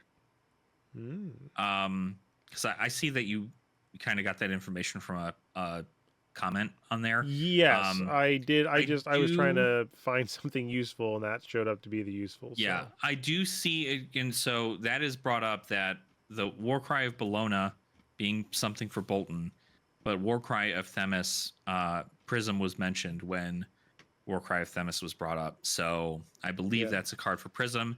And even James White was like, she probably doesn't need it, but like it's a card for her to use. Yeah, right. it's the toolbox mentality, right? Yep. And I think this gets into, I've used the term in the past, rock, paper, scissors, but it's more like rock, paper, scissors, lizard, Spock, whatever, right? We're going to get to this cool point in the game where I will have this specific Nitro Mechanoid Mechanologist deck, and it will run the shit out of everybody, with the exception of that one deck that if that guy brings it, it just basically derails the entirety of this. Like, right? Scarf for a scarf. If you scarf for a scarf away my Mechanologist head, I can't do the thing, right? But that's, I get UPF, but there could be something like that happens. That's just an anecdotal example. Like, because Teklevasan couldn't Teklevasan if you steal his part of his armor. That's correct. Yeah. And I think it's, there's always that aspect. Obviously, there's the control into combo, into aggro, triangle, and then of course there are those sleepers where, like, you know, if somebody made a video that said there was no mid range. What was that? Have you seen that yet? I was gonna watch that. I don't know what it's about, but I would be curious to review that later. So if I probably what I would imagine it's talking about, and obviously this is just me thinking about what people have talked about in the competitive scene of Fab, is that mid-range and combo are often caught in the same net, because mid-range to me means you have a good middle range between control and aggro. You have turns in which your offense is really good, and then turns in which your defense is really good. And if your opponent catches you on a bad defense turn, like if they catch you with an aggressive hand and they're on aggro, they're going to deal more damage to you. And you might not be able to come back from that. But if they have a good defensive hand, or a nice mix between defense and offense, they might be able to, they're able to pivot their game plan throughout the course of the game a lot better, because they have access to kind of like that near 50-50 split. But the reason people also look at this as combo, and I've been personally told, because I believed that that triangle to be aggro beats mid-range, mid-range beats control, control beats aggro. But in this case, it's aggro beats combo, combo beats control, control beats aggro. And the reason being is because if aggro can present a ton of damage and you as a combo player cannot get your combo set up in time, you lose just simply due to pure pressure. But because the control player wants to keep the game going for a long time, the combo player can slowly whittle down that opponent, set up their own combo, and come in for an explosive turn that their opponent can't get through. And we saw that at Worlds, like the match. Well, Yep. it turned into a kind of a grind fest. I mean, it wasn't that Mm-hmm. fun to watch. I mean, it was interesting not because of those reasons, but because the card play at certain points you are losing your decks are whittling down, you're blocking, it's going away, your Yep. options are going down, and you get to that slogfest at the very end where that's it. And it's yeah. But that's entirely it, right? Like combo compared to mid range. Mid range is again a lot more of that. Like, yeah, you can provide a little bit here, a little bit there, and you're kind of in that nice middle ground where if you know your opponent's on aggro, you have enough of a defensive package to wait for them to run out of cards. Then you can save all your aggro cards to the end of the game to Yep. play them. And that is effectively the same concept as combo. You pitch stack all of your cards, and then at the end of the game, when your opponent has nearly nothing left, you can come in with that flicker wisp, arc lightning into a whole bunch of 4 power attacks that you've been saving in your deck this entire time, and that's how combo works. And so that's the concept. So that's where a lot of people are looking at it from a concept of, is mid-range real or is it more considered combo? And I would say there's a weird mix of both, Okay. because it's the concept of being able to swap your own thought process mid game to be like, oh, they're playing aggressive, I need to play defensive, But or oh, they're playing defensive, I need to play a little bit more aggressive, or at least pitch properly to get that going to where I can keep my big aggressive turn with the cards I have in my deck to the end of the game, right? and I view we I as view Dash as a mid-range Sure, deck. sure. And we as humans love to try to categorize stuff. I love to try to categorize anything. Mm-hmm. And I mean, I think that's the thing, is you're trying to fit something that's very complex into a singular, I'm not picking like just in I general, the know. concept of Yep. these buckets, right? We as a group of players try to say this is a mid-range deck, but it could also Mm-hmm. fall into a control deck. It could also fall into a combo deck, depending on how you approach it, what your Mm-hmm. criteria are. And changing one or two cards in an entire fab deck may actually shift you from one bucket to the other. And in your stack of 80, your deck may actually be able to morph between the both, because depending on what you stick in A and B, you might be able to do that. So it's Right. amazing to see that flexibility exists. Even at the stage of the game we're at now, right? Year 5, 14, 15 sets in. So that's Yeah. imagine I where we are, because I mean 3 sets a year, right? Yeah. So 3 main sets a year, in another 5 years we'll be on set 30, right? Mm-hmm. I mean, that doesn't seem like it's a big of a number, but I mean, that's 10 years into the game. That's going to be a huge pool of things. Lots of new heroes, right? I mean, just Mm-hmm. tons of stuff will happen between now and then. Can't even speculate. Yeah, We but I, might, I don't I don't think that equation changes though. You know what I mean? Like, I don't think there is that lizard Spock sitting out there. I think effectively what it means in there is, and this is like this with every TCG, you have your 3 to 4 meta decks that are good into a wide majority of the amount of people there. But then you take a quick look at um more specifically the rogue decks, right? You take a look at the decks that, like Betsy, right? If mm-hmm. Betsy topped an armory, people would be like, "Oh, okay, interesting." But if Betsy topped a ProQuest, people would go out of their minds. They'd be like, "Wait a minute, Betsy good at the game? And Like, this is she's why I not want to figure out a way good." to make Melody do something fun, just to mess with people. And that's it, right? I mean, a lot of it is just, you go into a meta and everybody who is a professional player tests into just the 4 decks that they know they're going to meet in the top 4. And when they don't see one, right? When they go up against a Bolton in the top 8, they're going to go, "What? I didn't test into this. What do Yep. I how do I Yep. how do I navigate this?" And Totally messes with them. the only time in which you're going to get value out of that is if you've at least taken the time to know what Bolton does. And if Bolton's gotten new cards, what do? You have to study everything in Flesh and Blood, Yeah. every hero, every card combo, in order for you to even have a general base idea of being like, yeah, I think I can navigate how this hero works. And Eh, unless they're playing all generics in a bard deck, then in most cases, you're just not, you're just kind and of that's where being a vibing. specialist, I think, pays off, right? That's part of where I think they say that whole be a specialist in your class. And I Yep. think as time goes on, that will be more and more true. You've mentioned several cards. You mentioned gate earlier. I remember that being a thing, but honestly, since I don't deal with it all the time, I forgot gate was a thing until I was like, oh yeah, Mm-hmm. that is on those cards.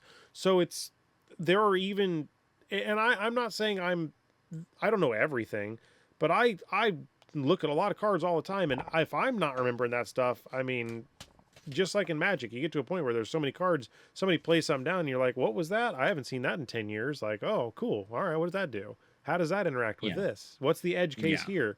You know, I feel really bad for the rules gentleman. You know, he's gonna have a lot of stuff Yeah, to and figure out. of course, as time goes on, I mean, like those living legend points could change, and we could see certain heroes leave early and certain heroes leave later, and yada yada, however that might be. But I think that directly, not you don't have to exactly know everything, but at least 50 to 70% of what is relevant in your general area is probably preferred. That's like um so many people will go into an armory and they'll go, well, yeah, nobody's playing wizard right now. Why would you play wizard? Wizard's not Why good. bring And then Arcane they Barrier? Why right even what's Arcane yeah, Barrier? why bring arcane barrier? I can save those slots for something else. And then you get paired up against a player from a different town over who loves Kano, and you get rocked. You get And paired that's against Matt Tutokes, who is just rocking the Kano and blowing you to smithereens no, with fireballs. Just pow pow absolutely. pow. It's really, you have to be prepared for everything, and that's why there's a lot. It's the skill level for Flesh and Blood is really really high. You And there can't you will can't just always pick be up a deck and go. scenarios that you just won't have. I mean, I can't always slap Arcane Barrier in every deck. I mean, you just kind of have to balance that out too. Yeah, So, I mean, because if it's easier that you put in instant cards that give you preventative abilities that allow you to turn on other cards that you're also playing in your deck, then that's completely different. yep. But in most cases, you're still going to want, we saw KO back in his like prime, he was running Spell Void more than he was Arcane Barrier because he doesn't want to pitch cards. He wants to wait until you come at him with a really big, powerful, Aether Wildfire, and then go, okay, cool. Now I'll pop that, and I'll make sure that you don't get as much damage off of this, and then I'll still get to come in with a 4-card hand and kill you, right? So it's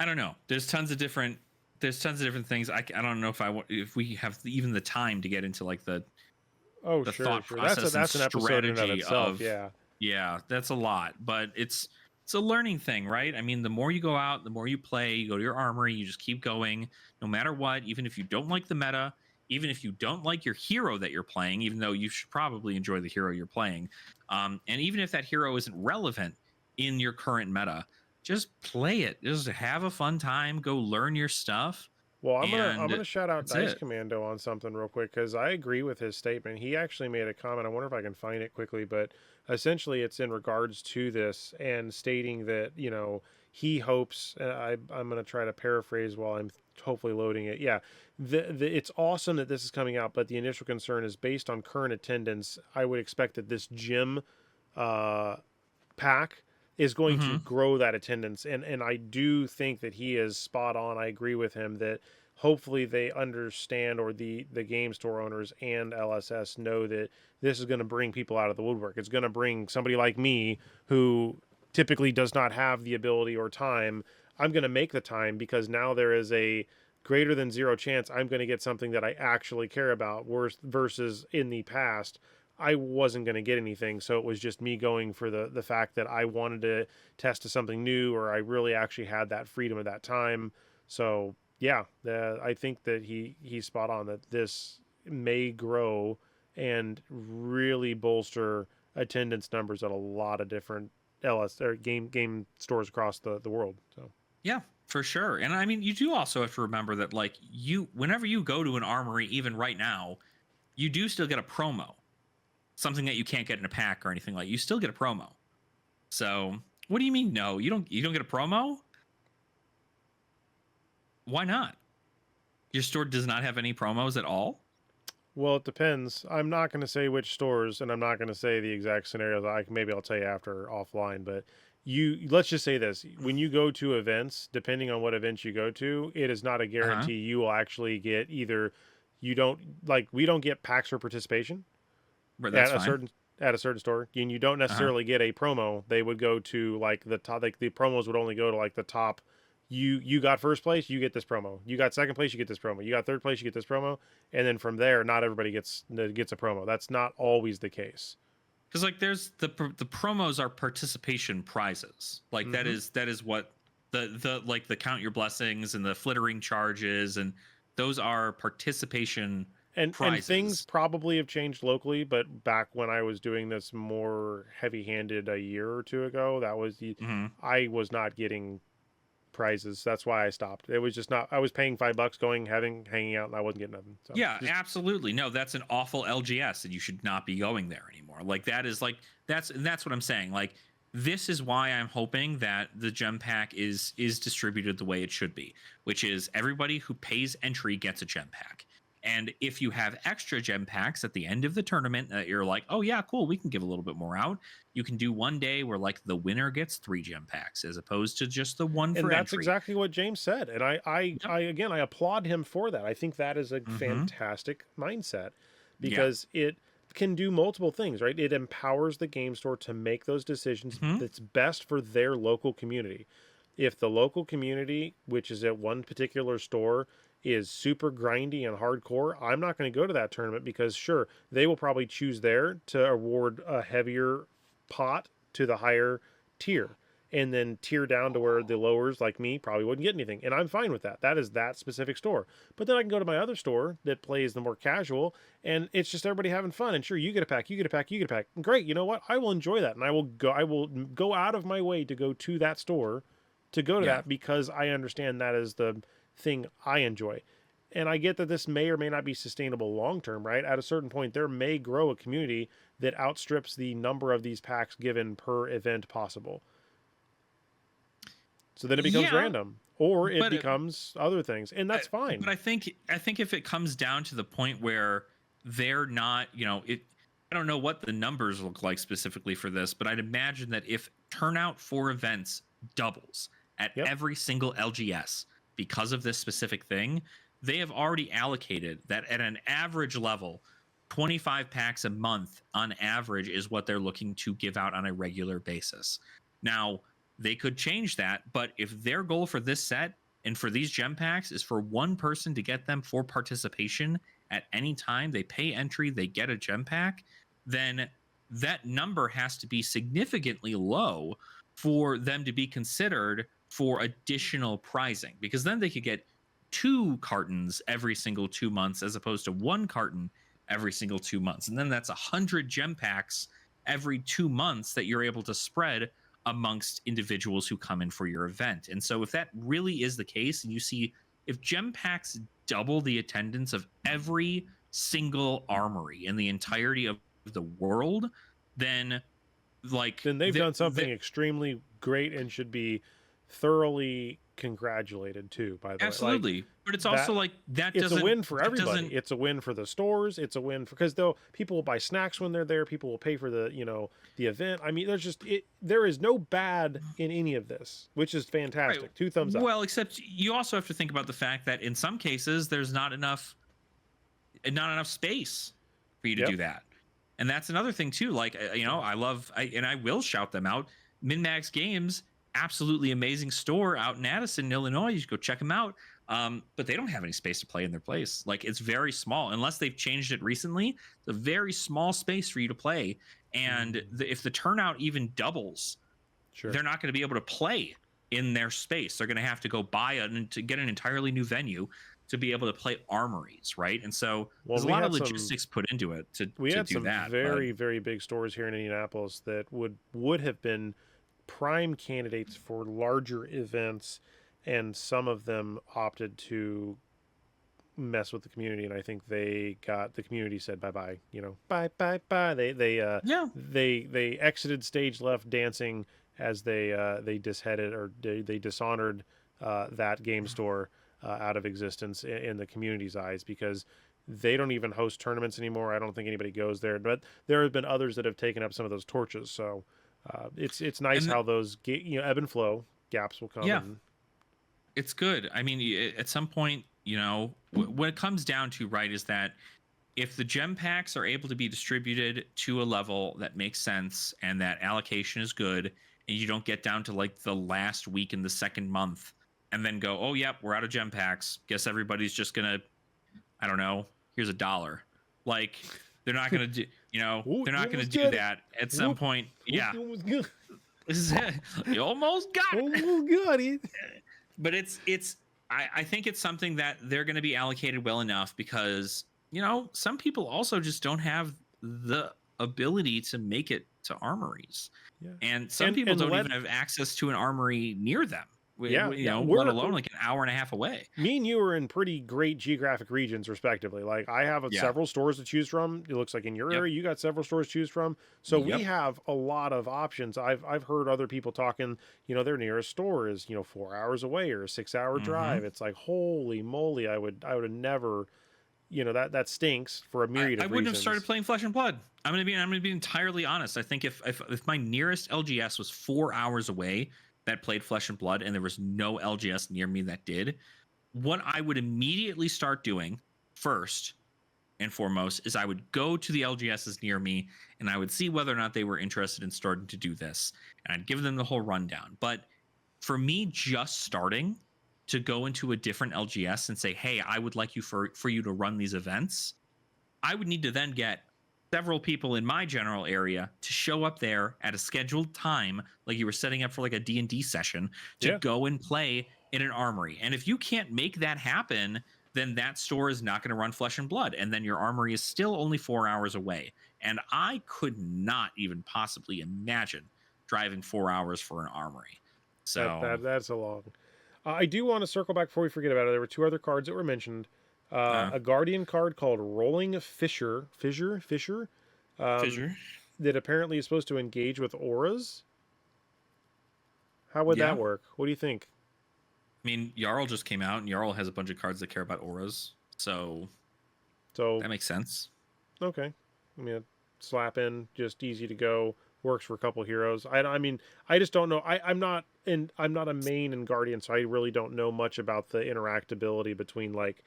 A fissure is like it's something opens up, right? So maybe the fissure eats all of the current auras on the board. Like buy all the auras or something. I don't know. No, I think if it's going to do anything, I think the rolling portion of it is probably more specifically that they're going to be Jones?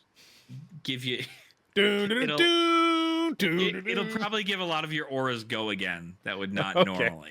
All right. Because a lot of your auras don't have go again. In Guardian. So what about the Ring of Roses, which this is just a green hair tie I had. That's my middle finger. I shouldn't do. I keep it on my middle finger, and I was realizing I'm flipping off the camera if I did it that way. There you go.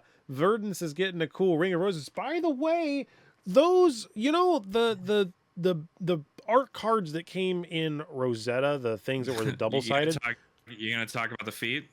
Dude, they're actually really hard to get. I've gone through so many of those boxes. I think I only have 3 or 4 of them total. Of the feet or of the art cards? No, of the feet art cards. But I have a stack of art cards like this big, full of other ones. They are actually much harder to find than I think people know they are. I think the ratio is exactly the same. I think the reason it's going for an actual dollar amount is because is it actually? Funny. It's going for like $3. Oh my gosh, that's ridiculous. I know, that's what I'm saying. It's $3, but I think it's just like it's the meme. There's nothing on the collector center that says it's short printed, So I have a copy. I've seen people get them graded too. That was like, what? Yeah, it's a funny meme thing. I mean, like if they did that for every hero with feet, I'm sure that it'd go for something on the market, which doesn't make any sense. Flesh and Blood players, why are we into feet all of a sudden? What's that all about? What's going on with this? Why? I'm not going to kink shame, but like feet Come on, is guys. this it? This is it. So like I was starting to do shit like this. Right. That's the I got a So bunch of 5 years. you got a bunch of the 5th year things? How much did I you pay for that?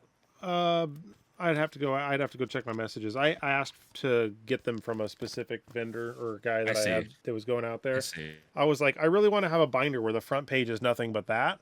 So that's going to be basically for the next five, hopefully, well, for the next year at least. Any of the big pulls I get are going to go into this binder.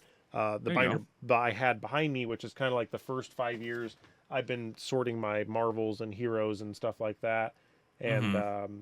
I thought I had the Rosetta card. Like, well, okay, you're gonna giggle at this. So this is my wallet. One, people give me so much shit over the fact that my wallet looks like this, but I've been keeping it in my wallet. So I have the cardinal sin, right? I have kept these in my wallet, and they are all Oh my bent to hell. god. But like this is my way of I carry one of those around, and like I really enjoy that card. But like my Magikarp here, it's been in my pocket for 5 or 6 years. Here's another Magikarp. This one has Good the golly. patina. This is when I meet kids. I'll be like, oh, you like one of these, and then I trade them out or I'll hand them or something. And then this is that was an old Star Wars card. I Oh, kept Star that one Wars, in yeah. the I kept that in the sleeve. But I keep them in my wallet because like as a kid, this brings me back my childhood. Like I used to just carry cards around in my wallet like this, and It was a you know, different time. yeah, different world we lived in, man. Different era altogether. Sleeves didn't exist for these things. You just brought them Five around. color magic. Rubber banded in a Ziploc bag. I have still to this day I have found card piles that have rubber bands on it, and then when you pull the rubber band apart, it like falls apart because it's like Uh-huh. stuck to the card. And at one point, I actually had a card where the rubber band was like embedded in the card because it like cut in, and I Right. just was like, you'd hold it and it'd flap around. I was like, oh man, it's so bad, so bad. Ring of Roses. Like, what do you think? Is it gonna be a headpiece or No, a God, no. It's just gonna be a. I don't know that it. Well, I guess I should say God, no. I don't think. I don't. It could be equipment, but it's a Verdant specialization, so it's specifically for Verdants. So I'm only assuming it's going to be something else that's going to maybe deal with healing and then dealing arcane damage in that concept as she likes to do. So I don't know. It could be another weapon. It could be a new weapon for her since Verdant shoots is kind of okay. But who knows, right? I mean, there's tons of stuff that they could print in expansion slots that, like, you know what they are going to print in this expansion slot. You know what? mechanologist. No, I'm just kidding. They might, They but they're might. going to print it. They're going to print another dust. Oh, Print another dust. really? Well, I'm saying they are. I'm not saying that they've Okay. confirmed that, but there's been a dust in every single set from bright lights on. It's a dusty, Right. dusty world we live in. And I want it. I want that dust. And the reason I want it is because it's going to fuel Dromai when she comes out in set 16. And that's going to be Oh it. my god. What if the hero that's Marvel and Gem Pack 1 is a Dromai Marvel? Don't tease me like that. I think Dromai Marvel's going to be in, well, no, because I mean, it still kept the theme. It'll probably be Fi. It'll probably be Marvel Fi in the Hunted as like the thing they did with Briar in Rosetta. So Interesting. they'll probably make Searing Emberblade a Marvel, Young Fi and Adult Fi as Marvels. Well, there you Simply go. because Ninja's in the set, so that would make sense. Love it. Well, I'm going to begin to wrap this down. I think we're solid as far as we've got through all the random stuff that we had in that chat there. Is there anything else you Mhm. want to discuss before I possibly go down any of the other outward facing paths I might be trying to go down here?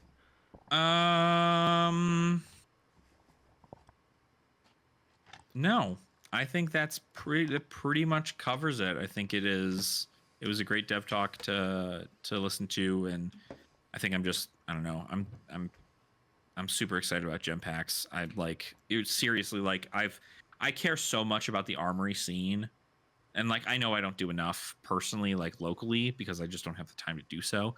But like I care a lot about the armory scene because it is truly something that fuels the game. And if the armory scene was going to be stagnant, you know, people already were not excited about the fact that XP means nothing now.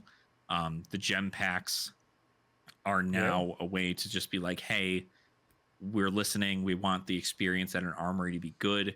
And especially if this is something that at least a good majority of the LGSs are going to be giving out as participation prizes. It allows for everybody to have a good time, even if you feel like your deck is bad, even if you just have a budget version of a deck that you're trying to try out for a new, something new because you like to switch heroes every now and again. It's still an opportunity for you to go in, play, enjoy Flesh and Blood as it is meant to be played in the Flesh and Blood, and you have a chance to walk out of there with, even at minimum, a rainbow foil like you would. So like if you go 0-4 in a regular world, unlike where Jacob is, where apparently they don't give out participation prizes of rainbow foils, but you at least get a rainbow foil, a non-foil card, and then an art card. So you're at least getting some form of like, I spent $5 for entry, I at least get something out of this. And if that card ends up being a Marvel, who doesn't like cracking packs? Heck yeah. Well, and that's the other thing, right? These to make, I mean, honestly, it's incentive for me too as a content creator to go in and get these and then come back and enjoy that with maybe the group of people on either something like this or in another video. It's great. Absolutely. Because you never know what you're going to get. It's like life's like a lollipop. So Yep. yeah. You mentioned D&D earlier. I do want to point out one thing because I know I talked about D&D in my last solo thing. So I've been printing this because it's been sitting to the side staring at me the whole time. It's not quite 100% done. It's pretty close. But my character in the game needed a pirate ship. So oh my god. I ended up printing a pirate ship. Oh my, why does it keep getting longer? It's the Spaceballs pirate ship. Oh my god. So it's multi-layer, like there's insides and everything. It's pretty cool. Like there's multiple layers worth. You did this on your 3D printer? Yeah, it's super cool, man. Like, did you just build each individual piece and then connect it together afterwards? Yeah. Yeah. So like the gotcha. If I don't put pressure, it will fall like apart as I lift this up because it's right now not glued. But that was a majority of the time I was printing that over the last couple of days. So I just wanted to show that off because it's pretty fun. Like that's sick. I'm super excited about that. It's a fun little thing. Well, since this is the capstone of 6 months of doing this, I feel like I would like to do a giveaway. I already did one for the last solo one that turned out pretty nice, and it sounds like engagement is the name of the game. So looks like we are at just over 580 subscribers. We're right in the middle of that. So 584, 583, 585, somewhere in that ballpark. It kind of seems to shift up and down. I would like to make the goal that by January 1st, we try to get to like 600 or maybe I want to say 1,000, but I think that's stretching it. So I would make the joke that by the time the Hunted comes out, I'd love to be at a 1K. I don't even know why everyone's like something to 1K. There's something about 1,000. I mean, I get YouTube really likes that, but everybody seems YouTube does like that number. That is a number for YouTube specifically. So it's a magic number. But I'm gonna just say, hey, if we can get to 600, I'll be a happy camper. So we're gonna do two things. If we get to 600, we're going to be giving away to some random person on a stream this not gold foil. It is a silver palms that is a cold foil, not a gold foil. Because if it was a gold foil, I'd be really excited because I don't think there's that many of those. So we'll be giving that away to somebody because UPF and fun and exciting stuff and merchant, right? We might get a merchant one time. And if we happen to somehow magically hit 1K, sure, I'll just be super excited. We're going to give away because this went up in price. We had an extra flick knives laying around. So nice. There you go. If you need some flick knives and we as a group get there, then the offer is valid until the Hunted comes out, right? So somebody could be getting that because sure, I'd give that to somebody who's on board with it. I think I even have channel. I think I was talking to you about those at one point, but I think I turned on channel memberships, and so I haven't really promoted any of that stuff. But I guess it's there if you want to help support and provide for the electricity to run these lights that give me a tan every time we're in this room. I would love to have that help. And then for us on this, I was going to give you the choice. What do you want to try to open up today? Do you want to try for heavy hitters or I have Rosetta in stock that we can You know what? enjoy. I haven't seen heavy hitters open in a while. So let's go with that. All right. Ooh, you get the ASMR. Let's see if I can do it. Oh, it didn't pick I it up. almost spilled everything out of the pack, by the way. I didn't grab. I almost couldn't grab it good enough. I was Like pretty. falls out of there. All right, I probably. Hell yeah. I didn't think this through. I could have gone to the overhead camera, but I didn't. So. That's okay. We I got can still see where they are. Wild so. Ride. Ooh, see, that's a fun card. I like Wild Ride, and the fact that was a reprint from Everfest gives me a lot of hope that the game will not. They'll reuse cards where they need to reuse cards. That was the Absolutely. first time I seen that. Yep. It's funny. I always think Wild Ride's from WTR, and then I remember it's from Everfest. I'm like, what? Concuss. Concuss. And if I remember right, wasn't this the first time they moved the rarity symbols over to the far left? Yep. Assault and Battery. That's pretty good. I like that one. Good card. Let's see if I can try to remember some of these as I go. What is this one? Wallop. I can tell you what they are by the art. I'm so sick in the head. I'm so sick in the head. That's Hold'em. I love Hold'em. Wager. Got some wager. Mm-hmm. I like the bar tavern scene in there. Like that's definitely fun. Mm-hmm. Mighty Windup. Oh yeah, the split classes. See, I'm hoping we go back to.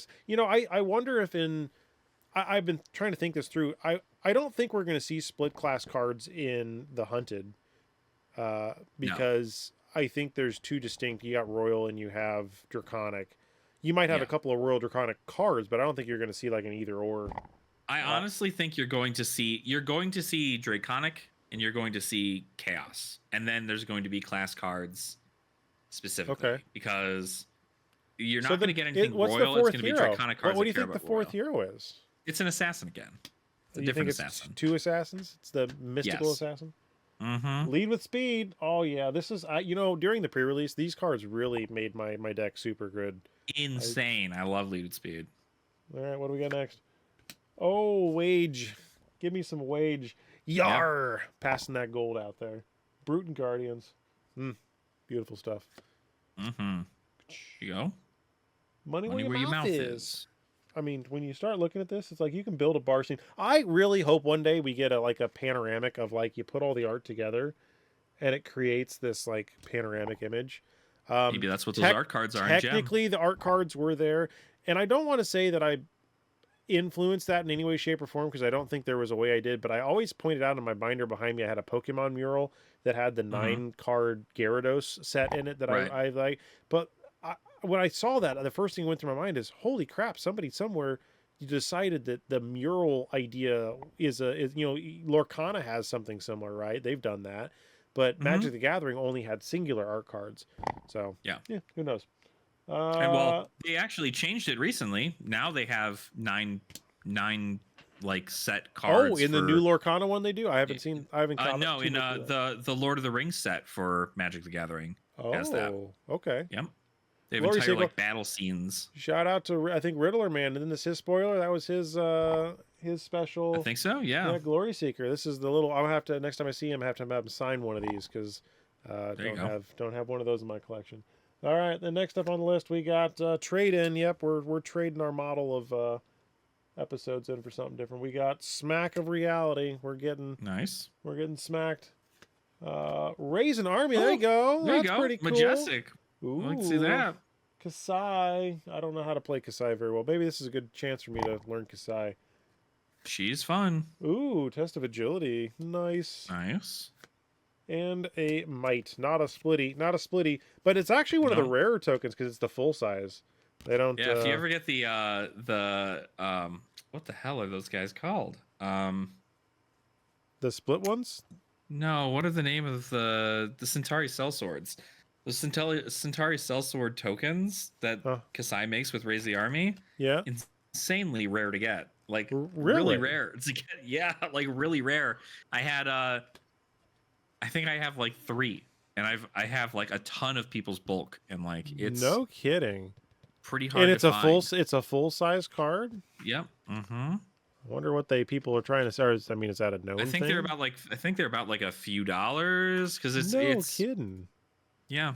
Centauri Sellsword. I'm just looking The for token says token. 46 cents for the big one there. Now there's a There you go. promo version of it that's $20. Yeah. That's It looks like it just 190. went. It looks like the token just went down. Might be just because Kasai's not really relevant in the classic constructed meta So right where now. did But the other like, tokens on that come from? There's a promo. There's two different promos, it looks like. mm-hmm. Centauri Sellsword promo came from a Like a buy a box? it was from like a calling or a battle hardened or something. Hmm. I think you can find it on the collector center for the promos. It's been a while since I've been in there. But yeah, that's a whole nother ball of wax too, right? As I haven't been in the collector center in forever, and it's some of that stuff's I need to go check back in and see what I'm missing, because even buying a lot of the like low end or older promos and stuff that just nobody cares about, one day they'll be useful. Yeah, there is a cold foil Centauri Sellsword extended art in the calling package. And then there is a rainbow foil that came from Star City Games exclusive. There's the Command and Conquer Rainbow Foil Alternate Art Heavy Hitters Deathmatch Prize. Then there's Gold Might Quicken. Yeah, Vigor. Judge Unique promos. Did they have any Easter eggs in here yet? Intellect Penalty. I did get an Intellect Penalty I bought from somebody. I have it sitting over there. I ended up giving them like $20 for that. Not a cold foil, but just a regular non-foil version of it. It's one of those cards I saw and I was like, this is pretty cool. I got to have one. Apparently there's a Chain of Eminence print error, cost 1 instead of 0. That's cool. Did not know that. Yeah, I need to go back through here. This is some pretty fun stuff. Yeah, I love looking through the collector center every now and again. I mean, I look through it every single time a new set is released, because I look through to make sure I have the set numbers correct. I'll wrap down with this. This is it. So non-tournament legal promos. I at one point said I wanted to collect every one of these. Now I knew I didn't have the slingshot cards, Iron Rod, Iron Chest, Iron Rock Gauntlet, and Legs. I didn't have that, but I do have the Gen Keeper. I have the Go Bananas. I'm still looking for the Tailor because I need to get one of those, but there is opportunity for cosplay on those. Sadly, I think I had to make the decision that I'm not going to go to Chicago. I need to double check with the wife, but I know that's next week. But I was originally really hyped to go to that, and I think I think stuff didn't line up, and with my grandma and some other stuff, I think I need to not be messing around with that. If I can go for a day, even if I can go for a day, I might, but my original game plan with that just kind of fell through the window after some other stuff.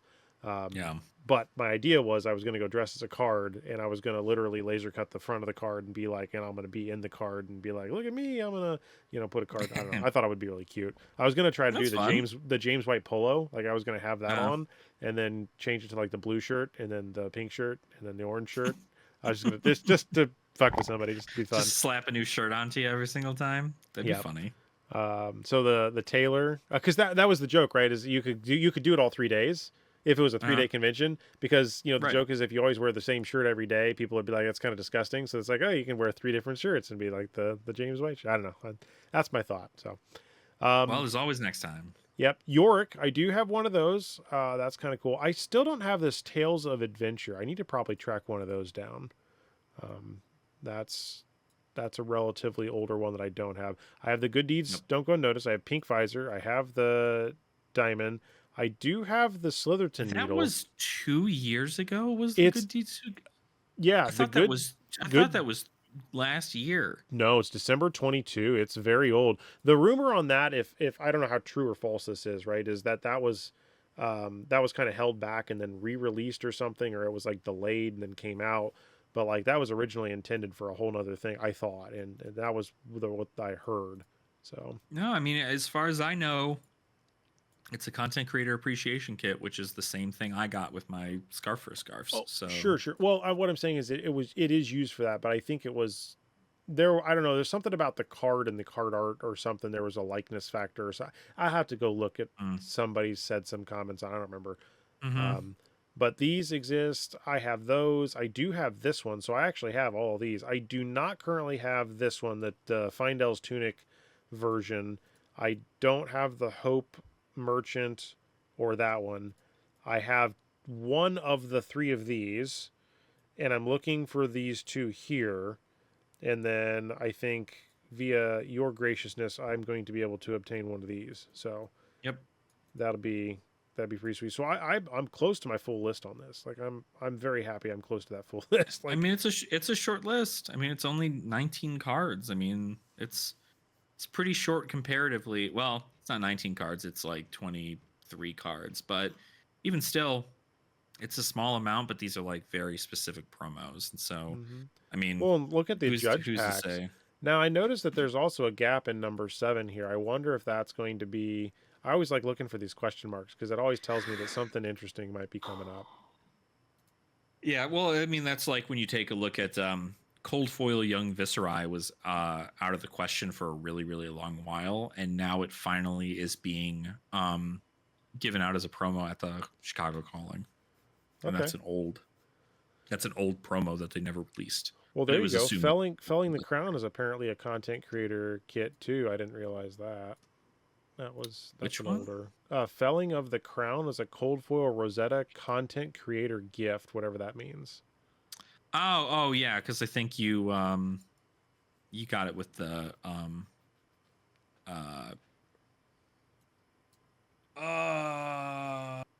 just like with your spoiler card. Deep Blue Sea. Yeah, some of these part the Mistveil content creator gift, Cosmic Awakening. So these must be like, well, yeah, like you said, when maybe there's a reveal of a card. Mm-hmm. Energy Potion, Time Snap Potion. All the Evos that I need to get. So many Evos. A lot of Evos. It's a lot of Evos. All right. I'm going to go read this later because this is a long list. And it's... yeah, you can dive into that outside of the pod. Yeah, I'm not going to waste too much time. All right. Well, anyways, thank you. Again, thanks, everybody. Thank you. Thank you, Alex, for participating and putting up with me and also enjoying to talk about all things random flesh and blood. Of course. Geekery. Yeah, I love talking about Fab as much as the next person. And so I'm, if I don't do it here, I'm going to do it on my channel anyway. So. Well, I think people should go check out you two. I know at this point, if you've been around for any stint of time, hopefully you know where to find him. But, definitely go check out his content. There are some other, I seen Hank put out a video recently that he released something. Sloop Dude put something out recently. DM Armada just put something out. Flesh and Pod, I've seen them throw a bunch of stuff. There's a lot of content that's out there that people are creating on a fairly regular basis. So, if you haven't seen some of those, go check out those channels. Share the love. We're getting into spoiler season for the Hunted, so probably be aware that at any drop of the hat, some random thing is going to come out and your brain's going to explode and your hair's going to catch fire because there'll be something ridiculous that's revealed. So. And there's for those of you, obviously, like, I think this is going to air next week, right? This will be, typically I'll try to release this on Monday. So this will be Monday the 9th. So we have an entire weekend, 6th, 7th, 8th, and 9th, I think. So the weekend that we're recording this, Kuala Lumpur calling is happening, or Battle Heart is happening, and the spoilers that we talked about in this video are actually going to be spoiled at that event. So this weekend we're going to have spoilers. Well, and this will be hilarious to review on Monday for you, just because you think you'll know what it is, and then you won't, because we won't have it. It'll be right. We will have no idea. God knows. Future selves will look at this and say, "Dang it, I was so close." A more underwhelming gust wave. I hope they do more punny cards. Like that Scarf for a Scarf was just freaking great. Oh, those are all for the jokes. Those are all for the funnies. All right, well, thanks, and until next time, cheers, and we'll see you on the next one. So, bye-bye. Bye, everybody.